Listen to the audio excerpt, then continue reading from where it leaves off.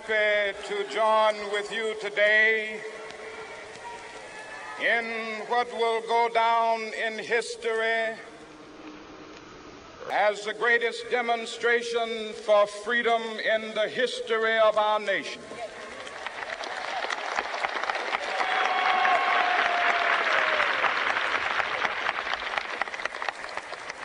Five score years ago,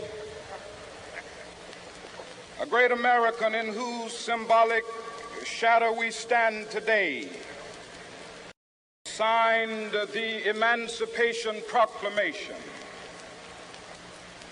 This momentous decree came as a great beacon light of hope to millions of Negro slaves who had been seared in the flames of withering injustice. It came as a joyous daybreak to end the long night of their captivity. But 100 years later, the Negro still is not free. 100 years later, the life of the Negro is still sadly crippled by the manacles of segregation and the chains of discrimination. 100 years later, the Negro lives on a lonely island of poverty in the midst of a vast ocean of material prosperity. This nation will rise up and live out the true meaning of its creed. We hold these truths to be self-evident, that all men are created equal.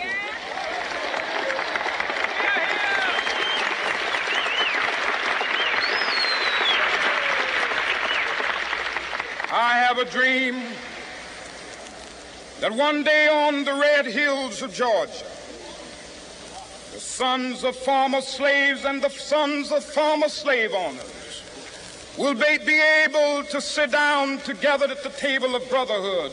I have a dream that one day,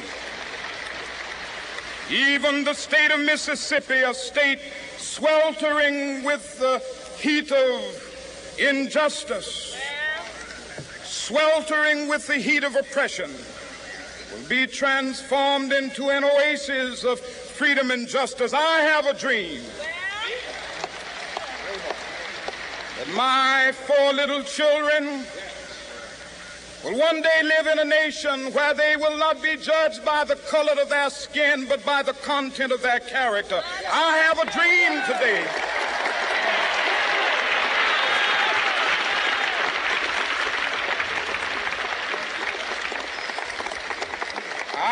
a dream that one day down in Alabama, with its vicious racists, with its governor having his lips dripping with the words of interposition and nullification, one day right there in Alabama, little black boys and black girls will be able to join hands with little white boys and white girls as sisters and brothers. I have a dream today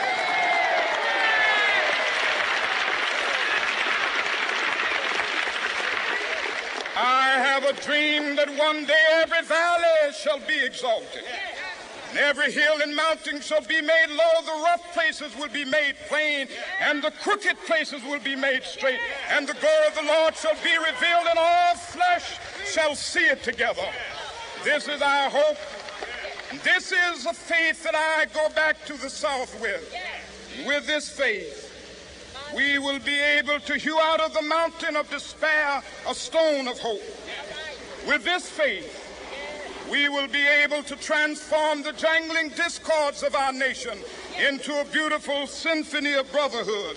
With this faith, we will be able to work together, to pray together, to struggle together, to go to jail together, to stand up for freedom together, knowing that we will be free one day. This will be the day. This will be the day when all of God's children will be able to sing with new meaning, "My country, tears of thee." Sweet land of liberty, of thee I sing. Land where my fathers died, land of the pilgrim's pride.